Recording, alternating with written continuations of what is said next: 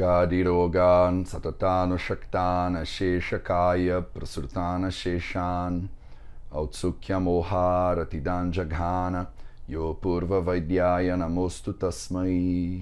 Bonjour à tous, je suis Rita de la chaîne Ayurnatur et aujourd'hui en collaboration avec Mathieu Jmesedou de la chaîne Vie de Veda, nous allons continuer nos études de l'Ashtanga Hridayam.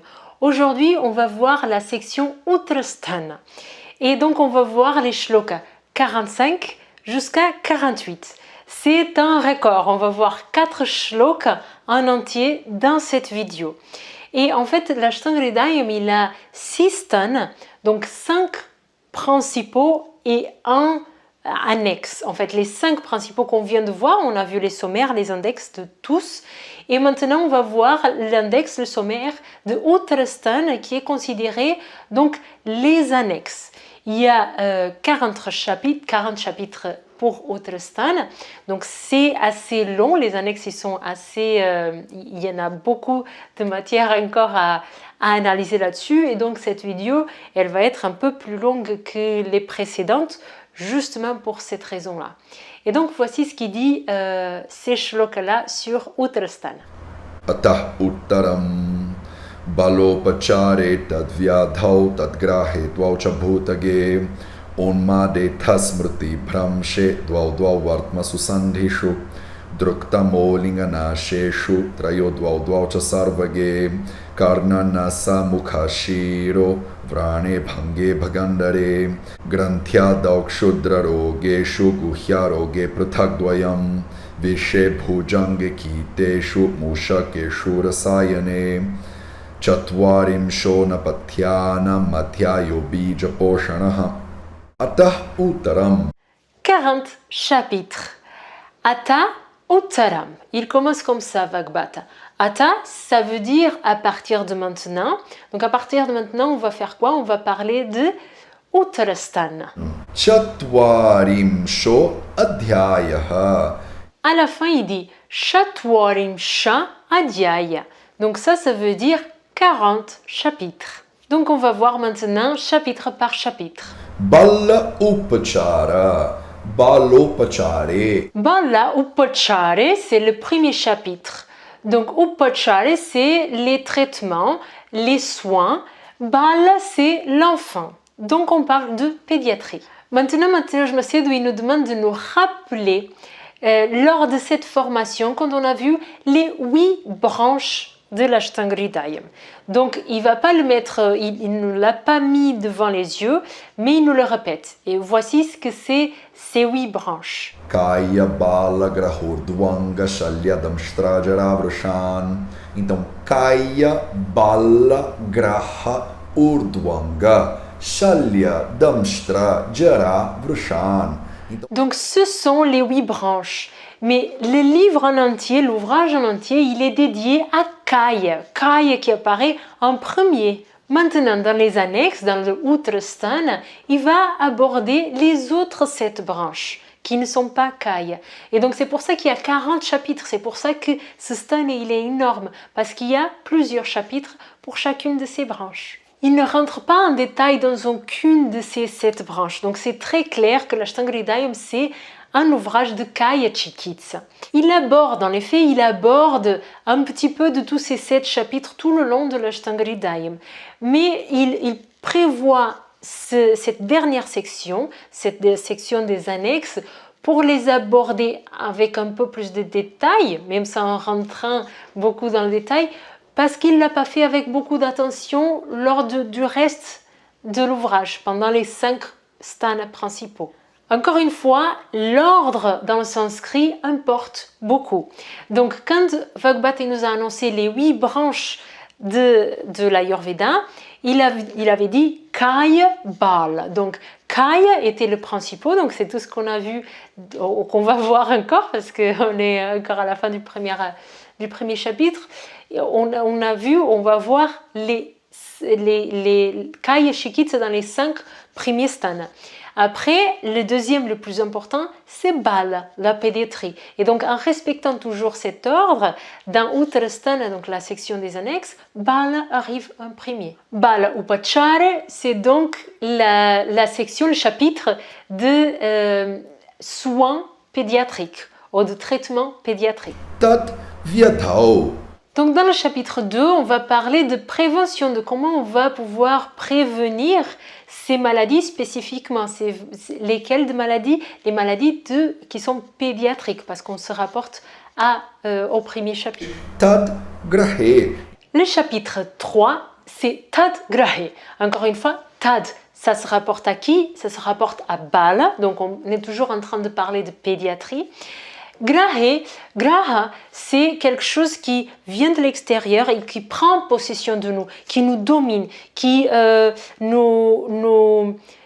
nous oblige à rester dans une case sans bouger, qui nous empêche d'avoir notre propre identité, notre propre façon de faire les choses. Donc c'est vraiment quelque chose qui vient de l'extérieur et qui prend possession de nous.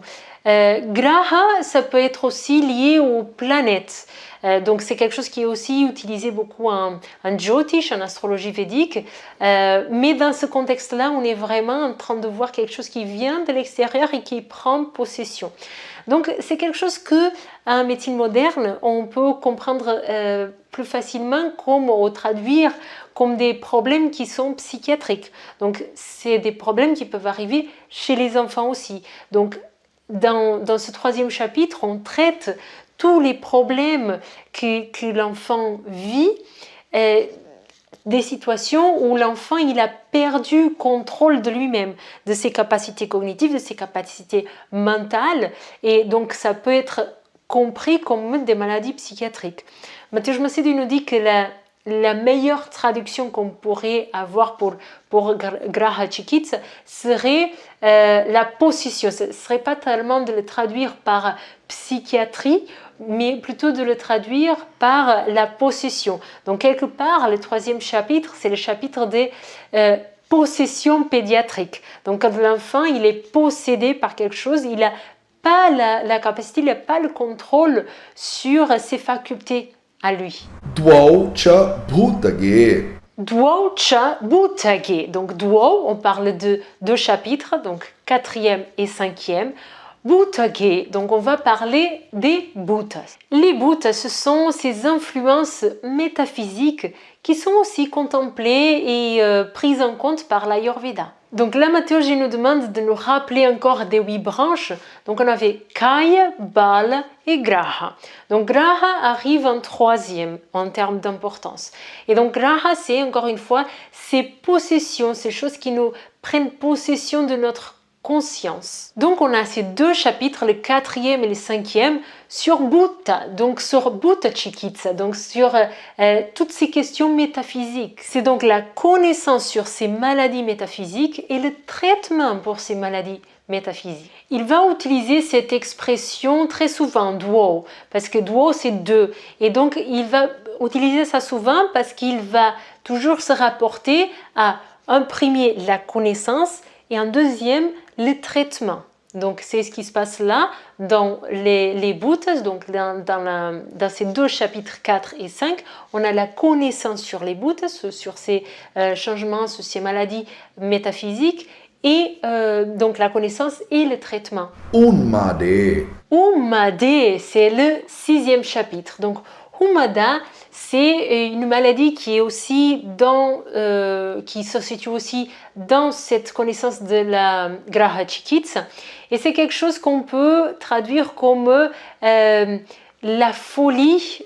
Comment on pourrait dire ça en français? Il s'agit des comportements comme l'aliénation, le délire, donc des comportements qui sont compris et perçus comme maléfiques pour la personne, qui nous font, voilà, il y a vraiment cet ordre, cette notion des dégâts très importants pour la personne. C'est vraiment quelque chose qui est maléfique et c'est vraiment de l'ordre du délire, de la folie. Smriti Bhamshe. Chapitre 7. Smriti, c'est la mémoire.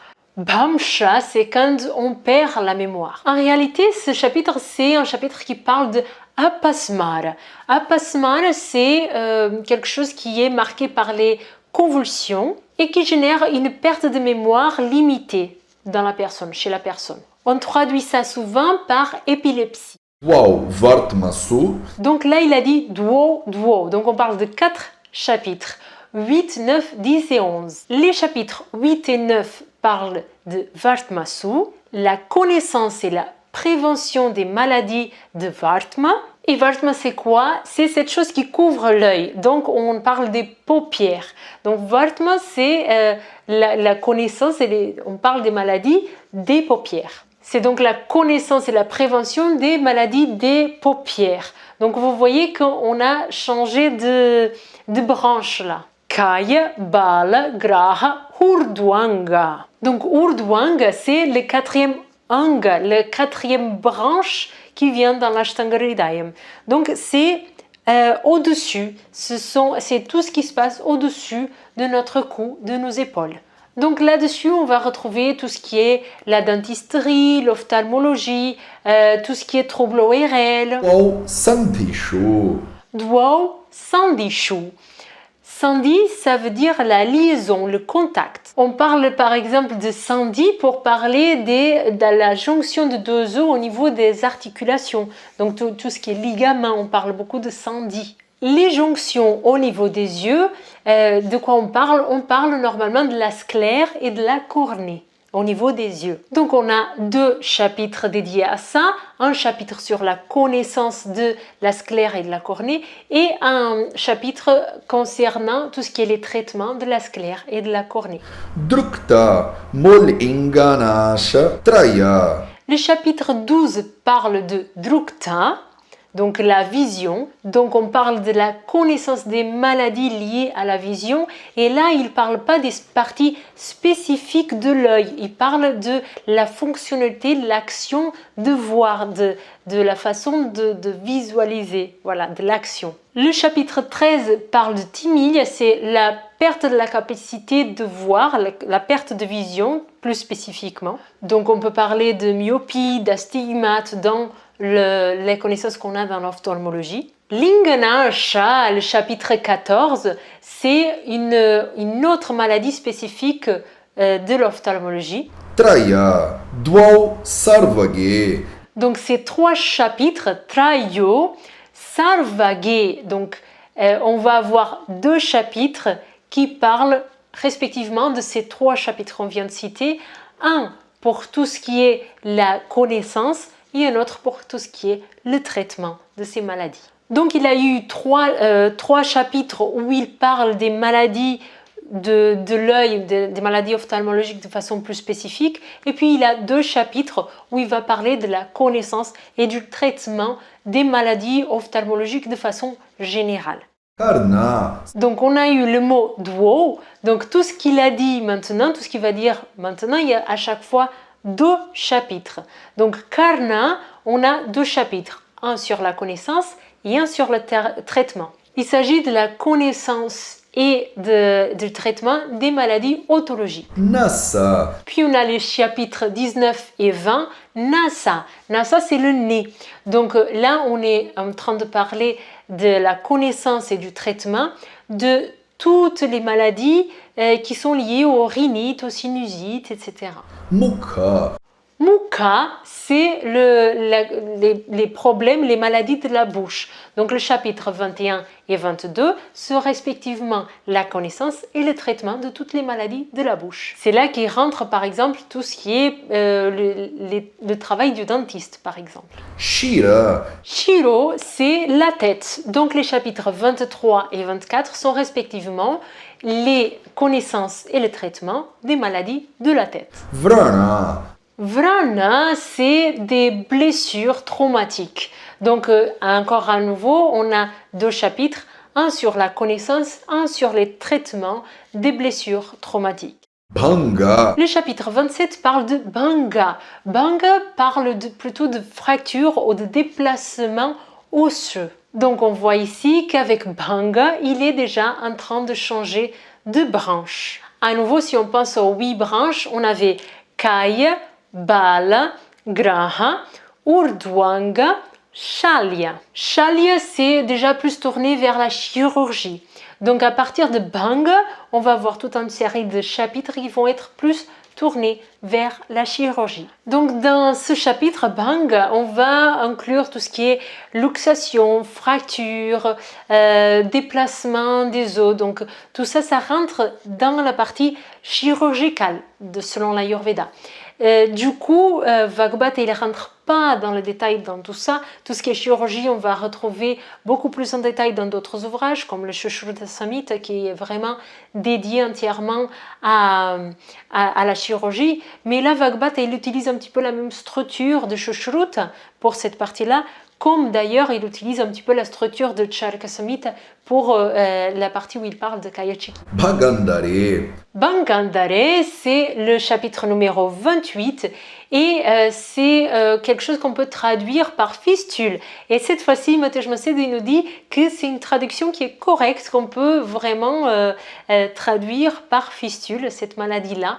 Et donc, il s'agit d'une maladie qui est protologique, donc qui est reliée à tout ce qui est au niveau de l'anus de la personne. Donc, c'est quand on présente une fistule au niveau anal ou au niveau du rectum. Donc là, on est en train de parler de proctologie qui est une spécialité de la chirurgie. Donc on est encore dans la branche de Chalya. Grantyadao. Grantyadao, donc Granti, Adi. Et Adi, on a déjà vu plusieurs fois, c'est etc. Donc ces deux chapitres 29 et 30, ils parlent de Granti et d'autres maladies qui sont les suivantes. O Granthi, o Arbuda, Shlipada, Apachi Inadi. Donc ces deux chapitres, ce sont la connaissance et le traitement de cet ensemble de maladies. Ce sont des maladies d'inflammation, de croissance, toutes les excroissances, parfois même les tumeurs, les personnes mettent dans cette catégorie-là. Ce sont donc des maladies inflammatoires mais qui sont localisées. Kshudra Rogeshu. Shudra signifie plus petit, plus simple. Et Roga, c'est maladie. Donc les chapitres 31 et 32 vont parler de la connaissance et du traitement des maladies qui sont plus simples, qui sont moins complexes. Guhya. Guhya signifie secret, caché. Donc les chapitres 33 et 34, ils vont nous parler de la connaissance et du traitement de ce type de maladies qui sont un petit peu cachées, qui sont un petit peu secrètes. De quoi il parle alors? Il parle des parties intimes des personnes. Donc on va retrouver tout ce qui est plus les maladies gynécologiques, les maladies qui sont plutôt urologiques. Il nous fait un petit aparté, Matej Macedo, pour nous expliquer que en fait ils abordent beaucoup plus les maladies urologiques parce que il y a quand même une vision qui est peut-être un petit peu plus machiste et donc les organes intimes de l'homme, ils sont plus considérés que les organes intimes de la femme finalement. Il y a plus de descriptions pour les hommes que pour les femmes. Mais dans tous les cas, il y a aussi des chapitres qui sont dédiés à la femme, ils se retrouvent là-dedans. Prutagdvayam. Prutagdvayam. Donc Prutag, c'est pareillement de Yam. Il y a deux chapitres. Donc il y a deux chapitres séparés pour parler de ce type de maladie secrète des parties intimes des hommes et des femmes. Chapitre numéro 35, on va parler de Visha. Et là, du coup, encore une fois, on va changer de branche. Et là, on va parler de la 6e branche. Kaya, Balla, Graha, Urdwanga, Shalya, Damshtra.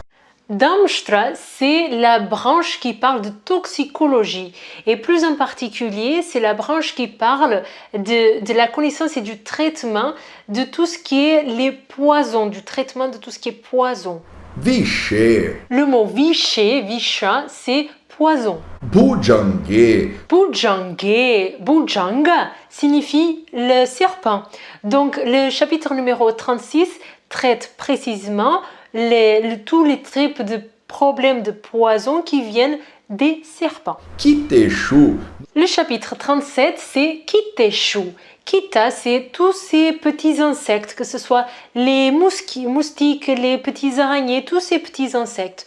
Donc, si dans le chapitre 35, on a parlé des poissons en général, dans le chapitre 36, on va parler de prévention du poison du serpent. Et là, dans le chapitre 37, on va parler de la prévention du poison de ces petits insectes. Mushakeshu. Mushaka signifie le rat. Mushakeshu. Donc dans le chapitre 38, on va parler de la prévention et du traitement d'empoisonnement par le poison du rat. Rasayane. Rasayane, donc dans le chapitre 39, on va parler de Rasayana. Donc encore une fois, on change de branche. Jara, c'est donc la 7e branche de la connaissance en Ayurveda et c'est la branche où on va parler du vieillissement, du 3e âge. Et là, dans le chapitre 39, Vagbhati nous parle de Rasayana. Donc Rasayana, c'est un moyen pour que la personne qui est dans le 3e âge, elle récupère un petit peu de force, qu'elle puisse faire face au 3e âge d'une façon un peu mieux, ou qu'elle récupère un petit peu de jeunesse également. Très souvent, cette partie, elle est traduite comme tout un ensemble de techniques pour rajeunir. Mais en Inde, quand on va dans des cliniques en Inde, il y a beaucoup cette publicité sur les thérapies pour rajeunir le corps et l'esprit. Donc Mateusz Macedo, il dit qu'il ne sait pas si on peut appeler ça l'effet de rajeunir, mais il dit qu'en effet, dans la Charaka Samhita, on a tout un tas de procédures qui promettent justement de rajeunir ou de donner une apparence plus jeune à la personne. Et en effet, il dit que dans la pratique, quand on fait ces thérapies-là, la personne, elle ressort avec une meilleure santé. Elle a une apparence de quelqu'un qui est plus rajeuni, en effet.